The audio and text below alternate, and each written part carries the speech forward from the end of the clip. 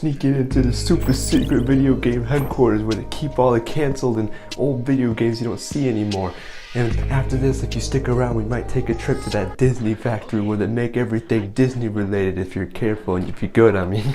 I'm deep underground in Disney's top secret labs where they make everything. Nice. Who knows, we might get to see Kingdom Hearts 4 a whole 16 years early, come on. I just really hope no one catches it here because that would be really bad. Oh shit, no, run, run, run! I'm pissed off because I just spent the last several hours playing a really good game that's really old, that has no modern equivalency, damn it. You probably already know what I mean, or you can at least read the title. Shit's down there, fuck. But today we're going to be talking about video games from a bygone era of sorts. Video games that were so great but for some reason have zero modern equivalency. The type of games that when you play them on the PlayStation Store or something, you're like, did nobody really in the fucking 20 years that this came out think, hey, maybe I should make something inspired by this cool idea? And don't worry, I got quite the list for you today.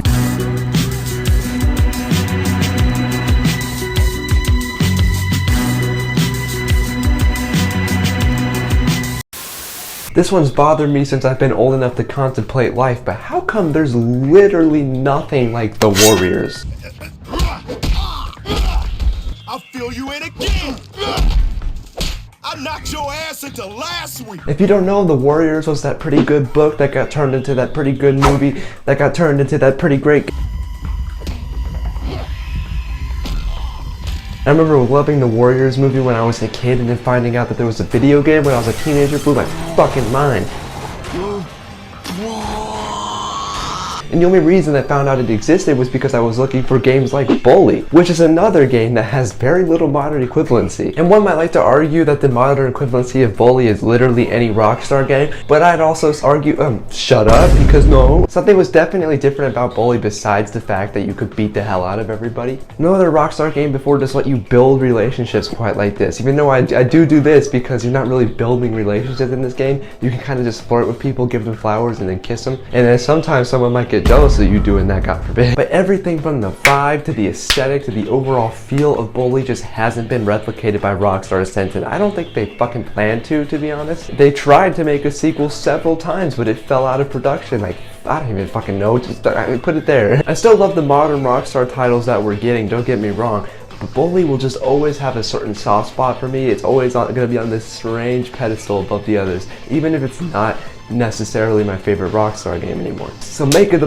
Bully 2 already. Back to what I was saying, the Warriors is a game that I played when I was like 14 because I couldn't find anything else that would fill the void that Bully had left behind, goddammit. And dude, this game might just honestly be as great as Bully. It's different in a lot of ways, and there's certain aspects I don't love about the game, but god damn, is this shit addictive. First of all, the combat is way more engaging and way more fun than Bully, despite the fact that it came out a full year before it did. It actually feels like an uphill battle sometimes to go up against several of these enemies. They really do give you an incentive to use all of the teammates that they give with you. Yeah, you're in charge of like a group of warriors every mission, and you get to tell them what to do. It's amazing.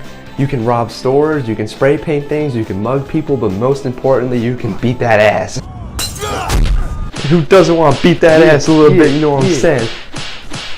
I'm fucking 21 years old. I'm 30. God, I just love this game so much. And did you know that it was going to get a follow-up? Because yes, it was. It wasn't going to be the Warriors 2, obviously, because there really isn't anything for them to base that off of. But it was going to be a similar type beat-em-up gang-related game, but about a different set of people, which would have been really fucking cool. The Warriors is already great, but that other one would have been an instant fucking classic, I guarantee it. I mean, come on, the only other game that comes up when I search games like The Warriors is fucking this. I'm gonna tear you up, dog. And guys, this is not what I wanted. You ever wanted to play Kong vs. Godzilla as a fucking video game? Who hasn't? And like a good game too. I mean, why the fuck can't they make good games about like King Kong? It can't be that hard. There was this one that I played as a kid, super dope. But the best game that ever come out of this isn't related to either of these two. It's its own thing entirely. What is this shit called again? Fucking Monster Mash or something? War of the Monsters is a multiplayer beat 'em up where your only goal is to run around these cityscapes and beat the shit out of each other as several different monsters. And the different monsters they have on selection too are really cool. Like, definitely not Godzilla, or definitely not King Kong, and hey, isn't that guy from Scooby-Doo? To be honest, this is the main reason that I made this video. It blew my mind when I played this that I can't really think of any multiplayer games in the current day that are like this. Where the fuck is Monster Mash 2, goddammit? This game is already cool with the 4-player split screen, but could you imagine like an even bigger map with like 6 to even 8 players running around on it? That would fuck me up. And more than that is too much. Shut your face. I'm kidding. But no, this game is seriously something special, and it really does blow my mind that it's now just like this artifact of gaming history. But this right here is the real fucking shit, baby. These are the kind of games that need a modern equivalency. Anything, I'll take it. Anything. Another game like that with fun co-op that I can't think of anything else like is Stubbs the Zombie. Sure, you might argue that Destroy All Humans is kind of the same thing, and it is, I guess, but no. No other zombie game in the world has given me the satisfaction of eating motherfuckers' brains in this game. It feels so good. And to grow your own little army out of it too, it's just an added cherry on top of it, man. You feel like a fucking god at points in this game. Stubbs the Zombie is a constant high for about 3 to 4 hours until the third act happens and the game just starts to fucking suck. Well, not the whole third act, I should say. Just mainly those last series of levels where you're fighting your way through the town can suck my asshole. All the different fun abilities you get to use and the parts where they switch up the gameplay and let you drive vehicles because they have to remind you that this game was made on the Halo engine. Stuff like that makes this game feel pretty replayable. Not like super replayable like I want to play it all the time, but I can go back to this every few years and enjoy myself. He stole my hot dog! Tough shit, buddy. I'm too young to die! Oh shit. You fucked his ass up. I'm hungry. Let's go eat, everybody. Another old classic about telling motherfuckers what to do is the Thing video game.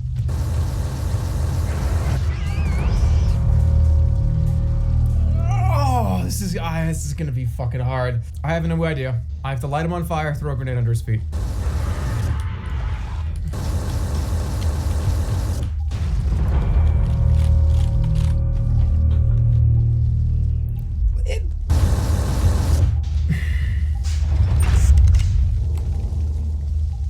Why does he do this shit?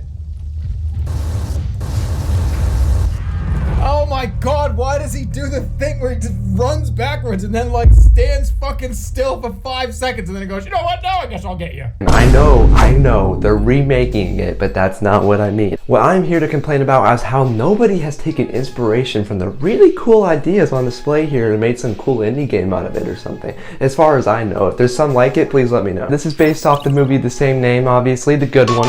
But basically how this game works is it's your typical type of survival horror where you're navigating a really dark and creepy and lab environment, meeting other survivors and maintaining your supplies like your ammo and stuff. But there's this nice added twist where you never quite know who's infected and when they're gonna turn. It can happen whenever. They can get infected during combat, the motherfuckers can come infected, or they're just fine and you're just paranoid.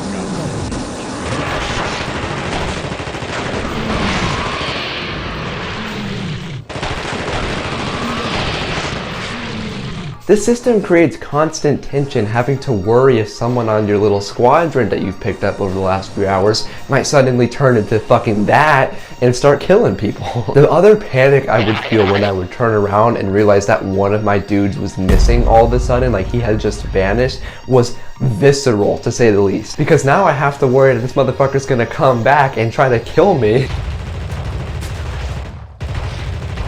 Fuck that, dude, I'm fucking leaving. See y'all later, I'm out of here.